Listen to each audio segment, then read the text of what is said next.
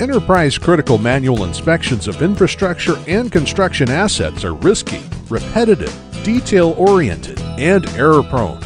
Inspectors need all the help they can get. As a human force multiplier, AI is the perfect match. Location-based, real-time field measurement with AI is now a reality, presenting the next frontier in inspection technology. Blue Dome, a cloud AI-powered SaaS that optimizes manual assessments, inspections, and measurements using on-site visual data, images, and videos, captured by drones and off-the-shelf mobile devices.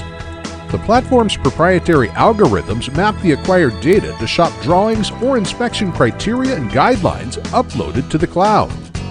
Blue Dome identifies potential discrepancies, automatically suggests locations that do not meet inspection standards, matches and measures image elements with design plans.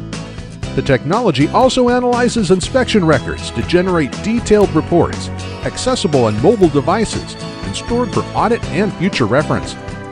AI-based imaging technology aids in reinforcement inspection, pipe diagnostics, crack detection in concrete structures, and roadway inventory assessment. It helps inspectors complete these assessments, inspections, and measurements in days instead of weeks with a smaller margin of error.